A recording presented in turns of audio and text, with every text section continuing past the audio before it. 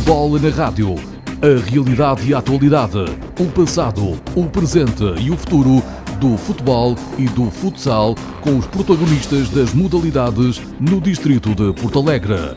O Bola na Rádio é um programa da responsabilidade da Associação de Futebol de Porto Alegre, um espaço que, como o próprio nome indica, leva a bola à rádio e à casa de todos os alentejanos que vivem apaixonadamente o desporto rei. Bola na Rádio. O remate está feito.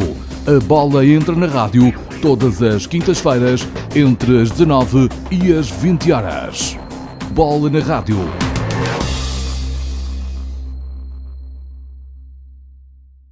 Olá, boa tarde, sejam bem-vindos a mais um Bola na Rádio, programa da Associação de Futebol de Porto Alegre, na Rádio Porto Alegre. Eu sou o André Relvas e estou aqui mais uma vez para levar a bola à casa de todos os que vivem apaixonadamente o desporto rei. Comigo tenho o antigo jogador e agora treinador, Ricardo Graça. Ricardo, bem-vindo ao Bola na Rádio. Muito obrigado, eu é que agradeço o vosso convite. Fazendo aqui uma pequena introdução, o Ricardo é neste momento coordenador da formação do Estrela e treinador da equipa de júniores, mas a sua ligação ao futebol começou há muitos anos e com a camisola do Porto Alegrense, onde fez a sua formação e jogou perto de uma década. Passou depois pelo Arronchense, pelo Grupo Desportivo de Urra, o Grupo Desportivo de Alegrete, Póvoa e Meadas e o Sport Clube Estrela. Alguns anos mais tarde, e já como treinador, primeiro esteve no Porto Alegrense, depois no Porto Alacera, passou depois pelo Estrela, Arronches e Benfica, Futebol Clube do Crato, Monfortense e está agora de regresso ao Estrela, onde desempenha a função de coordenador da formação e também de treinador dos júniores. E na verdade foi o Ricardo que nos trouxe a feliz ideia do torneio de Fair Play promovido pelo Estrela e que contou com a participação do Porto Alegrense e do Gavionenses.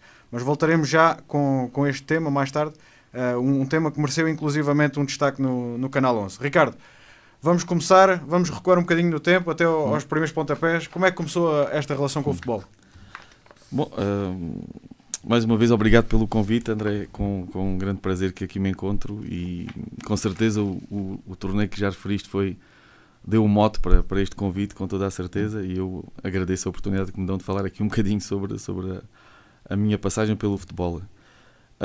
Pronto, tudo começa com o interesse que eu tinha desde miúdo. Todas as ocasiões em que se ofereciam prendas eu pedia sempre uma bola, e na cave da minha avó, onde eu passava bastante tempo, eu cheguei a ter 12, 13, 15 bolas e era só escolher e andava sempre naquilo. As minhas brincadeiras eram essas mesmo, sozinho, com o meu irmão, com amigos.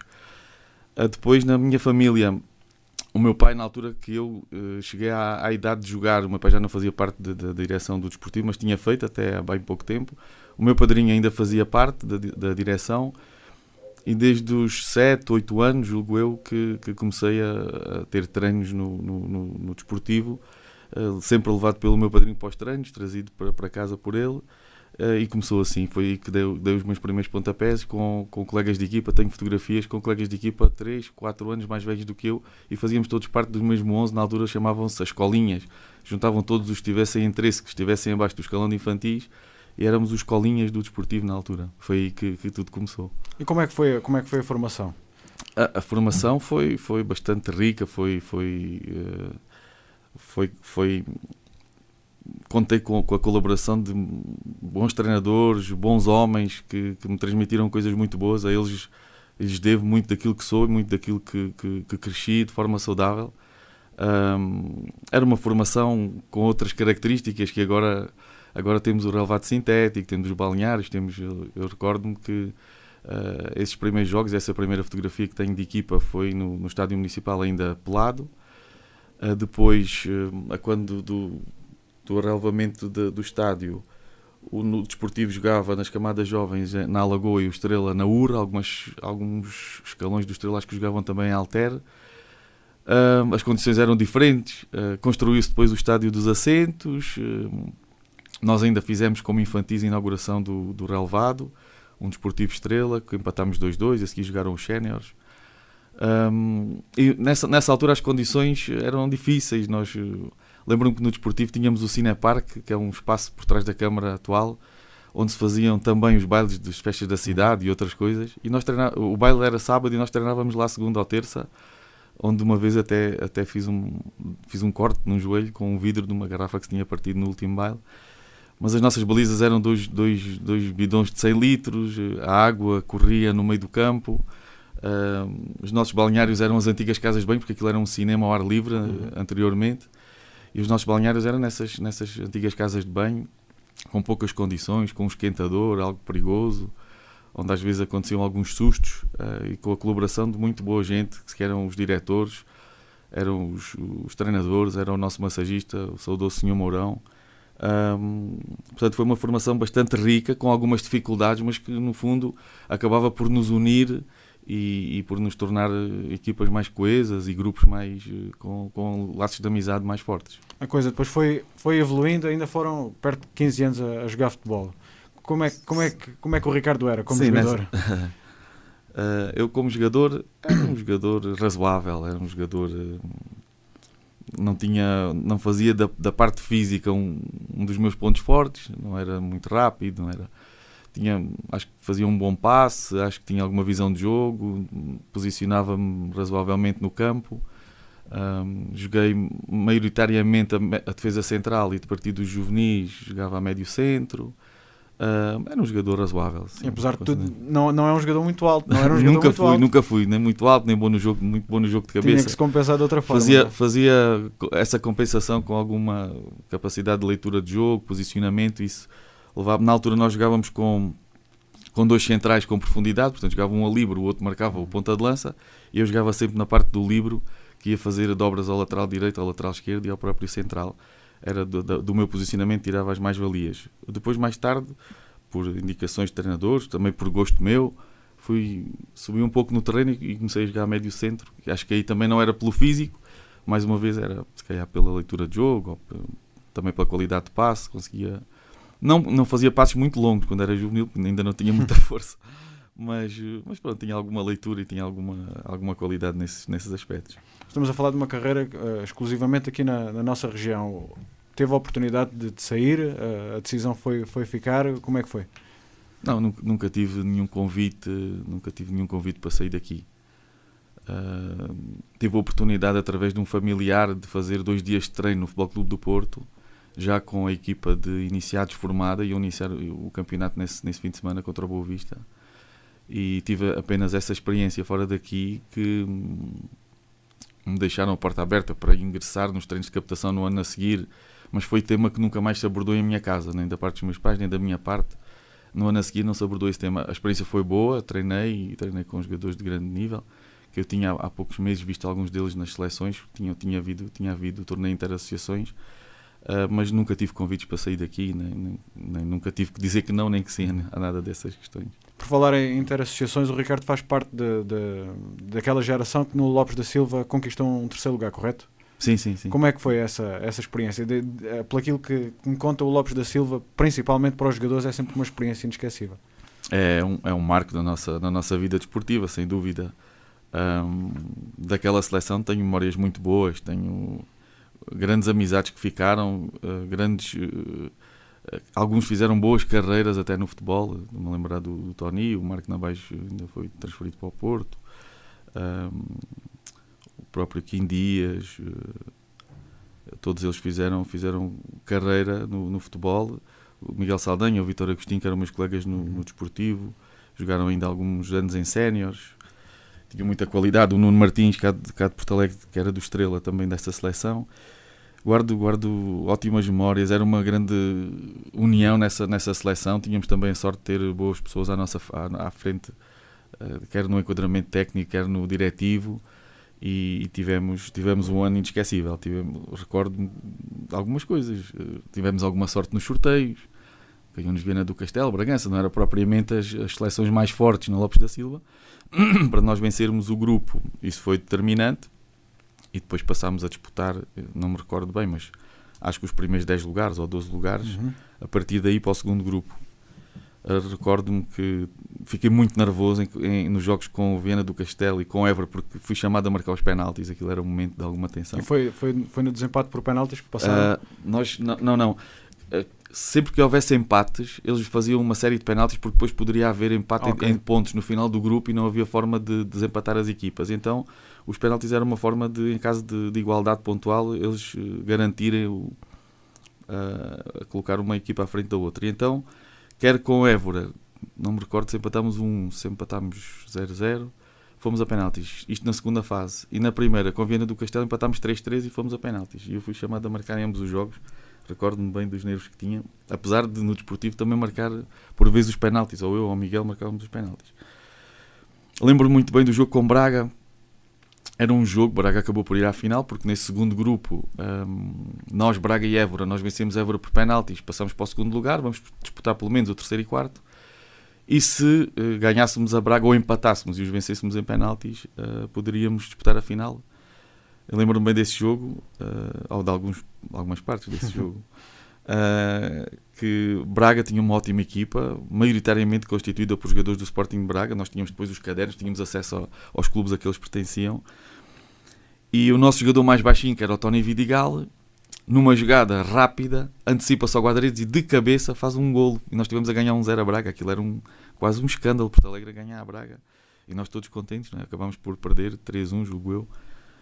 O nosso selecionador, quando aborda este assunto, o meu colega, o professor Abel Maia, diz que nós fomos algo prejudicados pela arbitragem. Ele tem assim aquela mágoa, ele acha que nós... Pronto, eu não me recordo a esse ponto, recordo-me de um golo em que deixou-nos algumas dúvidas o posicionamento do avançado, mas claramente Braga era uma seleção superior a nós e mereceu a final, e nós cabe-nos muito bem o terceiro lugar. Depois fomos disputar o terceiro e quarto com Funchal. Funchal também tinha uma ótima equipa, tinha muita dinâmica, e nós passámos o jogo, eu jogava a defesa central nessa seleção, passámos o jogo quase todo a defender, nós tivemos muita sorte, e numa jogada de contra-ataque, já na segunda parte, o Cláudio Amiguinho entrou e julgo que foi o Cláudio Amiguinho que fez o golo, e ganhámos 1-0 ao Funchal também com alguma sorte. A sorte protege os que trabalham, os audazes, e nós provavelmente também fomos isso tudo. Recordo-me disso tudo, recordo-me do abraço que me deu o treinador, o Jorge Almeida na saída do estádio número 1. Recordo-me isso tudo, são ótimas recordações desse tempo da seleção sub-13. E fora o futebol, tínhamos 13 anos. O futebol também é um convívio. Sim, aquilo era uma festa, era a colónia balneário século, São João do Estoril, se não estou em erro. Juntava as seleções todas e nós, aquilo era um convívio, aquilo era uma festa. Nesta altura nós temos pouca maturidade e levávamos algumas moedas de 50 escudos, ainda levávamos algum dinheiro. E na colónia havia máquinas de jogo, havia videojogos. Bem, houve malta que ao segundo dia não tinha dinheiro e tínhamos que lá passar a semana toda. Aquilo foi assim um descontrole de máquinas, sei lá, do Tetris, dos jogos de carros, de Fórmula 1, sei lá, já nem me recordo. O futebol traz assim muitas experiências inesquecíveis, não é? Sim, com certeza que sim, e tudo isto influencia a minha postura depois no futebol, porque aquilo que eu tenho, aquilo que eu sou, devo a muito do que vivi no futebol. E se consegui construir todos estes laços, se eu consegui aprender com tanta coisa que vivi no futebol, tendo que os jovens de hoje em dia, vivem um contexto completamente diferente, quer em sociedade, quer naquilo que lhes é oferecido, daquilo que está à disposição deles. É tão diferente daquilo que nós tínhamos. Nós agarrávamos ao futebol por ser quase a única coisa onde nós nos podíamos expandir, sair daqui, divertir, gastar energia. E eu hoje tento que o ambiente de aprendizagem e de convívio dos miúdos que estão na formação seja um pouco isso. E eu tento passar que é possível ser competitivo, é possível ser bom, é possível ser desportista, e não vencendo sempre, nem estando perto disso, é possível ser feliz no desporto. É isso, é um bocadinho isso que o futebol me trouxe, e é um bocadinho isso que é a minha vida também, porque sou professor de Educação Física e o desporto está um bocadinho ligado à minha vida, a toda ela. Partilha assim histórias interessantes com os jovens para Sim. Tem também algumas para partilhar aqui connosco? Posso contar uma ou duas. Algumas não posso contar, mas uma ou duas posso. Eu conto sempre uma que tem a ver com a forma como nós assumimos as coisas, as responsabilidades, e eu tenho uma passagem muito engraçada com um miúdo muito interessante, que quando eu treinei o Arronches em Júniores, tinha lá 3 ou 4 ou 5 miúdos que pertencem àquela instituição que é o LIGE, lá em Arronches. E eu, à entrada da época, entrego uma ficha individual, eles preenchem, e eu tenho lá um sítio onde eles colocam o nome pelo qual gostavam de ser chamados. Alguns têm anos que nós não conhecemos, e eu gostava de saber, porque quando lhe dou o grito, por assim dizer, eles ao menos ouvem o nome que mais gostam. E ele chamava-se qualquer coisa como Samuel Silva Ricardo, ou Samuel Ricardo. Ninguém o tratava por Silva, mas ele gostava de ser tratado por Silva. Ele escreveu lá Silva. e nós vamos fazer um jogo de preparação com os séniores dos Mosteiros. Lá nos Mosteiros ainda era pelado. E ele era a primeira vez que jogava futebol de 11, ainda por cima, nos Júniors. Jogou defesa esquerda da nossa equipa. E eu, a dada altura, como já tinha lido as fichas individuais, comecei, ó Silva, ele nada. Ó Silva, nada. Toda a gente à espera, e já a chamar também o Samuel, uns, Ricardo, outros. E às tantas eu chamei, Samuel. Ele virou-se, então, mas tu queres ser Silva, mas não atendes por Silva, só atendes por Samuel e por Ricardo. Aquilo foi uma risada em todo o campo, foi os séniores, foi os júniores, foi o público, foi tudo. Queres ser chamado Silva? Mas não. Nessa seleção tínhamos um colega, eu não me recordo o nome dele, e por isso peço desculpa. E aquilo que vou contar é exatamente o que levou a eu esquecer-me do nome dele. Nós fazíamos alguns estágios de conhecimento, para estarmos todos juntos ali um fim de semana, treinávamos e dormíamos numa pensão, quartos de 2, 3, e um dos dias íamos ver uns vídeos que o nosso selecionador nos queria mostrar, o treinador, ou de outras seleções, ou do Espírito Fair Play, já não me recordo bem, a FAOJ, que era uma entidade, acho eu, anterior ao Instituto da Juventude. Se não estou em erro, uma fundação, qualquer coisa, de apoio aos jovens. E nós estávamos em estágio aqui na zona do Urcio, mais ou menos, e a FAOJ era lá em cima, ao lado da polícia. E há um colega nosso, que era aqui de fora, não me recordo de onde é que ele era, que diz assim, então quando é que vamos à Fajota? E a partir dali nunca mais ninguém soube o nome dele, porque ele a partir dali foi o Fajota, e ainda hoje, e se algum dos meus colegas de seleção dessa altura nos estiver a ouvir, está-se a rir nesta altura, porque ainda hoje todos perguntamos, estou o Fajota, ouviste falar do Fajota? Pronto, para ele foi o Fajota. E pronto, há muitas histórias, há muitas vivências, há muitas coisas engraçadas. Foi difícil deixar de jogar futebol? Não foi. Eu quando fui estudar para Lisboa, desleixei-me um bocadinho com a alimentação e com a prática desportiva. Era muita prática desportiva. Eu tinha, fazendo parte das turmas de desporto aqui em Porto Alegre, eu tinha cerca de 8 a 10 horas de atividade física na escola. Treinava 2 vezes no clube e jogava ao fim de semana. É muita atividade física. Depois acaba por saturar, quando cheguei à faculdade, não tinha atividade física nenhuma, a não ser as aulas práticas do meu próprio curso, porque lá são opções dos 18, 19 anos. Optei por não jogar, optei por me dedicar ao curso e comecei a aumentar de peso, e a uma velocidade estonteante. O que me levou depois a ser um jogador completamente diferente. Já ninguém procurava o Ricardo, se pouco era procurado antes, nessa altura, muito menos. Não me custou nada. Andei até que achei que devia andar, até ultrapassei um bocadinho. A última experiência que tive já foi fora já de contexto, para ajudar um amigo meu. E não me custou nada. Acho que foi na altura. Continuo a fazer os meus joguinhos de veteranos, continuo a fazer futsal de veteranos, continuo a fazer as minhas brincadeiras, e isso agrada-me. E a carreira de treinador, como é que surge? Vem um bocado também de não conseguir desligar, não é? Sim.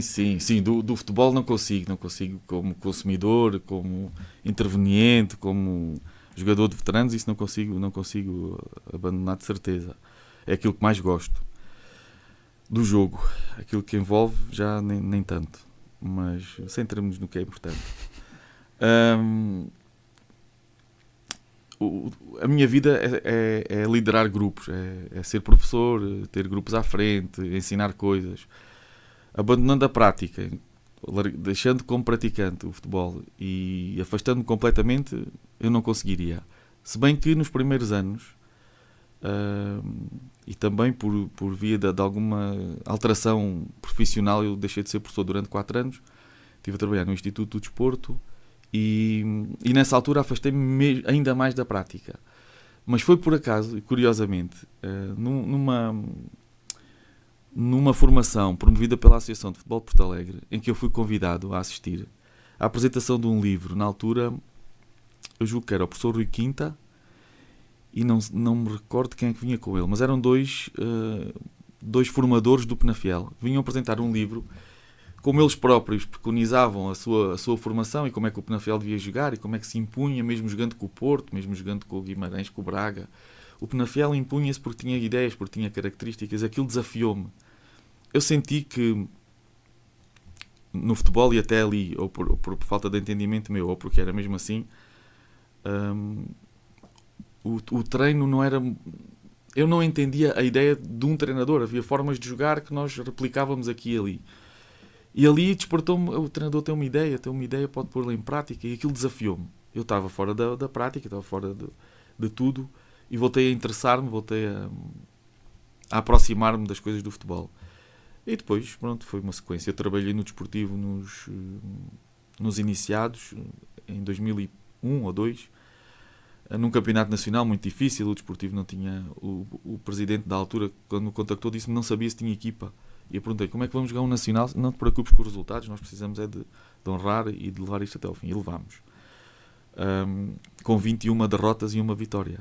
Mas ainda hoje, alguns desses jogadores estão no ativo aqui no nosso distrital. E isso é que me deixa feliz, porque eles gostaram, tiveram lá o clique, deram-lhes continuidade e eles ainda hoje jogam.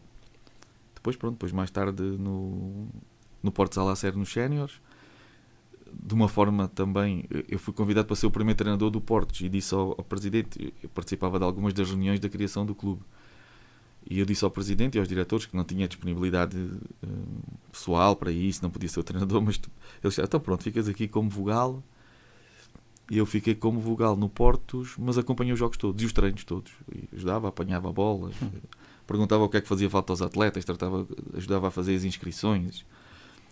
E no segundo ano, quando o Zé Monteiro foi o nosso primeiro treinador, eu digo nosso porque eu também fazia parte da direção, o Zé Monteiro foi o nosso primeiro treinador, e no segundo ano eu julgo que ele foi convidado pelo Estrela, aceitou, e nós ficámos sem treinador, e eles viraram-se para mim, então acompanhaste todos os treinos e jogos, eras delegado ao jogo e agora não podes dar treinos. Claro que podes dar treinos.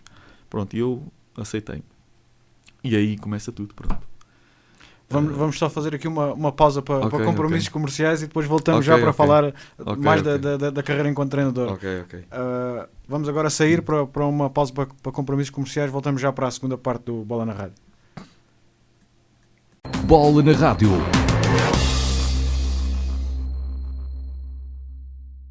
Olá, boa tarde, bem-vindos à segunda parte do Bola na Rádio. Hoje com o treinador Ricardo Graça. Estávamos mesmo a falar do arranque da carreira como treinador, já estávamos no Portos. Como é que foi depois esse arranque? Depois fizemos ali uma época muito engraçada no Portos, construímos ali um grupo muito coeso, ainda hoje restam grandes amizades dessa altura. Aquilo era o futebol, mas não era depois só o futebol, era as horas a seguir ao jogo de futebol, em que nos juntávamos, em que encomendávamos frangos, pizzas, grelhados, fazíamos petiscos lá, jogávamos às cartas, fazíamos 30 por uma linha, e aí também se formou um grupo muito, muito engraçado. No segundo ano que eu assumo essa liderança, é um momento complicado da minha vida. A nível pessoal houve alterações na minha vida. Eu pedi à direção essa compreensão por altura do Natal, pedi para não contarem mais comigo a partir de janeiro, aproveitei ali uma pausa do campeonato, disse que eu achava, enquanto treinador, que não liderava o grupo da melhor forma nessa altura.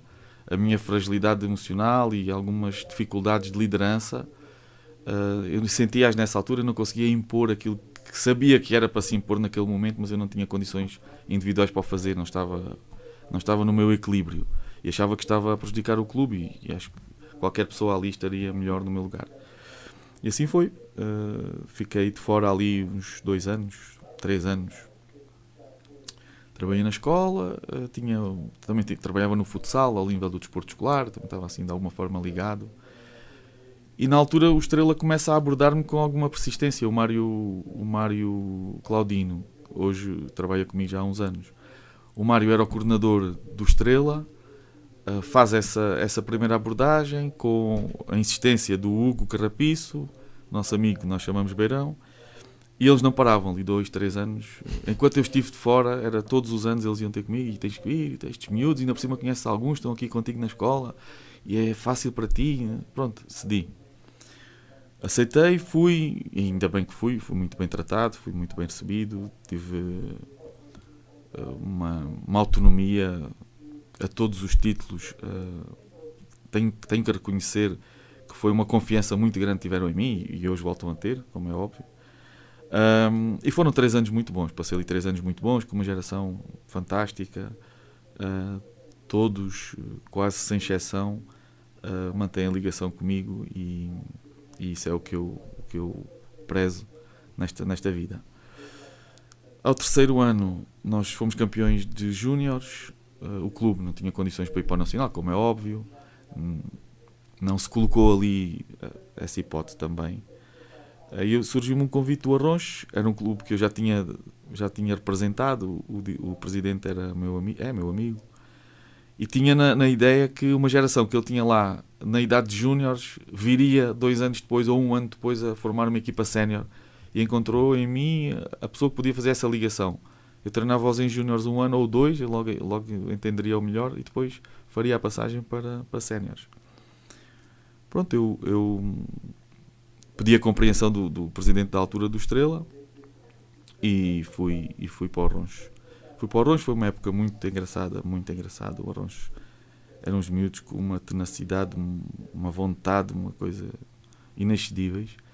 E tanto é que nesse ano disputámos a final da Taça e da Supertaça. O Elvas ganhou todos os jogos de todas as competições, menos o jogo em Arronches para o campeonato.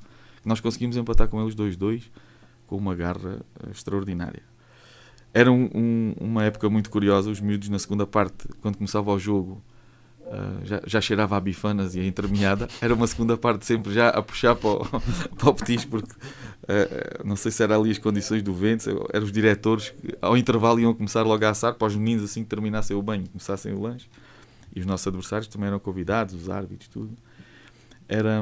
Foi um ano muito, muito engraçado pelo que conquistámos. Eu vinha do Estrela e depois defrontámos o Estrela na meia-final da Taça, eliminámos o Estrela. Foi a primeira vez que o Arronches foi uma final da Taça em Júniors. Depois fomos à final da Supertaça porque o Elvas venceu tudo. E nesse dia da Supertaça até eles mereciam claramente ter um prémio. Tivemos a ganhar o Elvas até ao minuto 84 e pronto, ao 84 empataram e aos 87 fizeram 2-1 no estádio do Crato. Não sei se por via desse jogo, se por outro conhecimento qualquer, nesse ano recebi o convite para ir para o Crato. Também pedi a compreensão ao presidente do Arronches, apesar de eu reconhecer que deixei o projeto a meio. Não seria pela minha saída, a equipa estava formada, nós levámos aquilo até ao fim, os miúdos estavam, era só completar com alguns adultos que conseguissem ali atribuir qualidade à equipa e fazer a equipa de cenas. Eles acabaram por fazer, e bem. E fui para o Crato, passei um ano bom, foi um ano de exigência, foi o ano que dei mais treinos da minha vida, foi um ano desgastante, foi um ano que culminou com a conquista da Supertaça, foi um marco, a primeira Supertaça do Crato e obviamente a minha primeira Supertaça da minha equipa técnica. Às vezes nós ouvimos ou comentamos ou ouvimos comentar que os adjuntos têm papéis mais importantes do que outros carregam pinos, outros ajudam mesmo a elaborar as estratégias. Essa final da Supertaça é uma final que descreve claramente a importância dos adjuntos, e no meu caso tive uma sorte tremenda ter o Mário e ter o Meira nessa altura, porque o jogo foi cheio de peripécias. Nós tivemos 2 jogadores que saíram por lesão, tivemos 2 expulsos, estivemos sempre a jogar em inferioridade numérica e não jogámos seguramente 20 minutos com o mesmo sistema tático. Não jogámos nunca, tivemos sempre a adaptar. E como é que eram feitas as adaptações? Eu dava dicas aos meus adjuntos e eles com um bloco de notas iam escrevendo nomes, mete isto a central, mete isto mais, eu não quero isso aí, quero isso no corredor lateral. E eles iam-me dando propostas e isto foi um trabalho constante ao longo de todo o jogo. E depois no fim as pessoas olham e dizem que era uma excelente equipa a do Elétrico, do Pedro Canário, era uma ótima equipa, não me recordo de uma equipa com aquela qualidade aqui no distrito, e nós vencemos-los no prolongamento. Mas depois as pessoas valorizavam o Ricardo. Tiveste taticamente muito bem. E eu não conseguia transmitir a todas as pessoas que me diziam isto. Não fui eu, fomos nós. Porque nós éramos 3 a pensar e nenhum era mais importante que o outro. Porque a estratégia foi toda delineada a 3 cabeças. A mensagem que ia lá para dentro é que era sempre pela minha voz, como é natural. Uhum. Mas era um trabalho de adjunto, uma coisa fantástica. E não é fácil adaptar durante o jogo. Durante o jogo nós tivemos médios a jogar a lateral, tivemos laterais a jogar a central, tivemos... O nosso gol foi marcado em contra-ataque por um jogador que hoje joga mais habitualmente no Juventude, a lateral direito, mas era o nosso médio ofensivo e nesse dia era o único que estava na linha da frente, era o único que nos podia dar o contra-ataque. E foi assim que fizemos o gol, foi a estratégia a funcionar. Os treinadores têm todas ideias e estratégias. Elas às vezes funcionam, outras vezes não funcionam. E nesse dia funcionou e foi uma grande alegria para mim. O Ricardo tem preferência em termos enquanto treinador de escalão, ou seja, séniores, crianças? São todos muito diferentes os escalões, como é óbvio. E se no início da formação os meninos precisam de aprender a ligar-se com a bola, a ligar-se depois com um colega, a ter a adversidade, de pôr um adversário à frente, tem que ir gradualmente. A partir dos juvenis, júniores, há uma fase em que a componente de agregar os princípios de jogo da fase defensiva e da fase ofensiva e a componente estratégica do jogo, isso agrada-me mais os escalões mais velhos porque tem a componente estratégica mais integrada, porque tem os princípios de jogo, todos eles dentro do treino, da metodologia do treino e da estratégia para o jogo, e isso a mim agrada-me mais. Agora, todos eles têm desafios interessantíssimos, e eu recordo-me que a minha primeira experiência, ainda anterior a esse ano dos iniciados que referiste aí na minha apresentação, foi um ano complicado no desportivo, porque o desportivo teve problemas, as finanças, acho eu, e depois mudou o nome, e à entrada daquele presidente nós ficámos sem treinadores, porque não sei explicar porquê, é anterior à minha chegada. E o presidente pede-me para eu ir a um torneio chamava-lhe o torneio o Bolinha, acho que era assim, em Alter. E essa experiência foi enriquecedora para mim também, porque a questão da importância da tática e da estratégia nessa idade é tão pouca, é tão residual, que eu nesse dia pus todos a aquecer. E quando o árbitro chamou a minha equipa, disse, ainda não disse quem é que ia jogar, mas demora só 2 minutos. Juntei-os assim à minha volta dentro do campo e levavam uns bonecos, todos eles diferentes uns dos outros, que saíam na Milovite, saíam no Nestum, um era índio, o outro era um patinador, o outro era uma princesa. Aquilo foi uma arraia. Meti 2 balizas daquelas que se metiam nos bolos de anos, de aniversário de campos de futebol, e dei a tática ali em 2 minutos. Olha, tu és o índio e vais para a baliza, tu és o não sei o quê, ficas aqui mais atrás. Portanto, isso também é interessante. É interessante levar as coisas de forma o mais leve possível, naquilo que será um dia mais sério, para que eles nunca percam o interesse, para que eles não sintam que aquilo é uma seca, para que eles não sintam que estão limitados na sua liberdade de jogar o jogo como eles quiserem. E todos eles são desafiantes, mas eu tenho a preferência pelos mais velhos, explicando o porquê. Neste momento, desempenha a função de coordenador da formação do Estrela. O que é que faz exatamente um coordenador de formação de um clube? Agora, o coordenador da formação depende daquilo do intuito para o qual ele é contratado, porque vejamos, se o coordenador for contratado com a intenção de formar um grupo de treinadores, teremos aí um papel mais seletivo das pessoas que vão liderar. Podemos ter o clube pode ter uma política de formação e o coordenador ir aplicá-la a quem está a trabalhar, e aí será a aplicação de uma política. O clube pode não ter uma política e pode querer introduzir ideias dentro da formação. Eu acho que um bocadinho mais destas últimas 2 será o meu papel. Construir o grupo de treinadores não, os treinadores estavam mais ou menos, o grupo estava constituído, fiz um forcing muito grande para uma das equipas e consegui convencer o Mário Cardoso a regressar ao Estrela, e em boa hora ele o decidiu e eu o convidei. Mas acho que passa por aí, acho que passa por aplicar aquilo que são ideias da direção do Estrela, mas introduzindo alguma inovação, introduzindo algumas ideias minhas, porque ao nível da formação eu acho que temos que aliviar a questão competitiva até um certo escalão. Eu acho que não se justifica andarmos a valorizar em demasia o resultado desportivo, quando ele será uma consequência natural de um bom trabalho, mas e deverá ser valorizado a partir de, vamos dizer que o rendimento pode começar nos iniciados. Mas nos iniciados é importante que miúdos até aos 15 anos ainda joguem quase de forma igualitária, todos eles, porque quando derem o salto para juvenis, alguns deles, em termos maturacionais, que estão mais atrasados, vão dar um salto para cima de outros que na altura parecem mais rápidos que eles, mais fortes, mais intensos, e nós temos que deixar estas coisas acontecerem para depois tomarmos mais conscientemente as decisões. Então acho que a seleção, Acho que o rendimento, o ligar ao resultado esportivo deve ser feito a partir dos juvenis. Isto não significa que nós devemos desvalorizar a vitória ou ensinar na derrota. Não é nada disso que nós estamos a preconizar.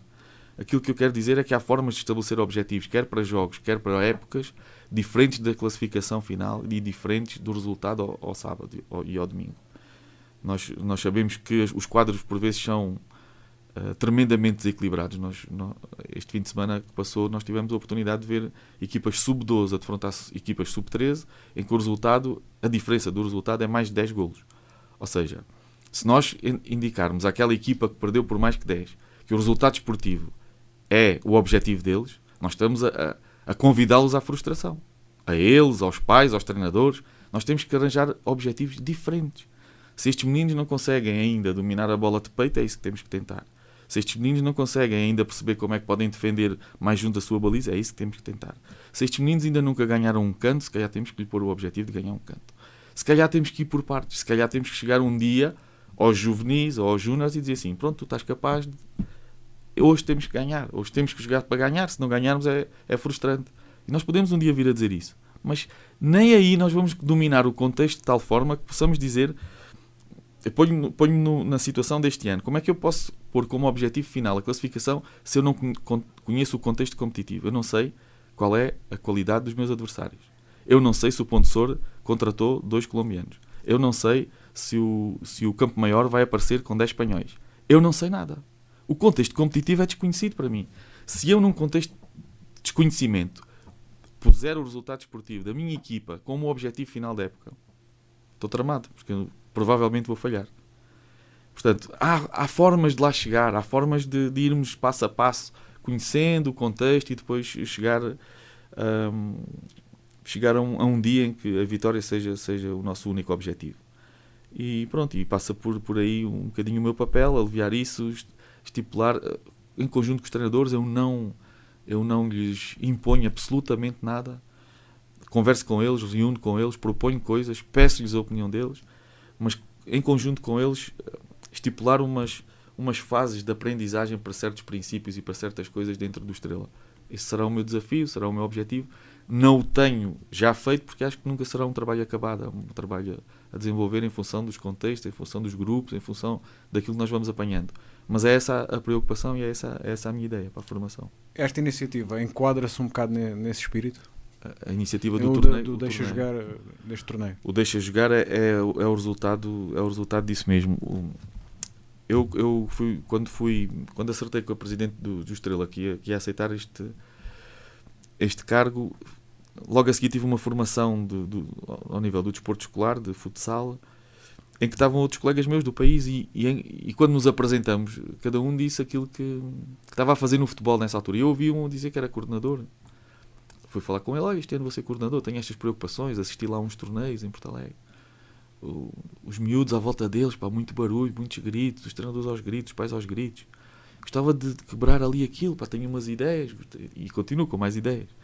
E naquela partilha de experiências e de ideias surgiu um torneio deste género, que eu depois fui amadurecendo comigo e pensei, pronto, separar os miúdos de surpresa será uma ideia boa, porque os miúdos vão chegar, provavelmente alguns miúdos não vão gostar da ideia de jogar com o equipamento de outros. Ok, vamos arranjar uma alternativa, não há equipamentos. Há camisolas de cores diferentes daquelas dos clubes que lá estão colocados, há o lema nas costas e há o patrocinador na frente e 4 cores. Depois arranjar a forma de os sortear, também foi pacífico, cada treinador levou uns papelitos e nós sorteámos e à sorte a cada treinador foi-lhe atribuído 1/4 do número de atletas que naquele dia estava no torneio. Pronto, depois foi o efeito surpresa na bancada, os pais estavam à espera de puxar pelo Desportivo, pelo Estrela ou pelo Gavião, não puderam fazer isso, tiveram que puxar por todos os colegas da equipa do filho. Eu acho que puderam sentir que todos os meninos ali têm a mesma intenção do seu próprio filho, serem felizes e jogarem futebol. Mesmo aqueles que perderam saíram de lá com alegria. E isso era um bocadinho a mensagem que nós queríamos deixar a todos. E pode passar a ideia que o objetivo era atingir os pais, mas os dirigentes também têm a obrigação de ter este espírito, os treinadores também têm, os coordenadores também têm e os árbitros também têm. Todos devem ter este espírito imbuído porque todos nós somos intervenientes naquilo que os miúdos vivenciam. E sendo intervenientes, nós condicionamos os seus sentimentos. E não podemos fazer de forma negativa. Não podemos estar a dar exemplos de adultos a crianças de 10 anos, por exemplo, de discordar com o árbitro, dar-me o direito de lhe chamar um nome. Não podemos dar esses exemplos. Nós não podemos.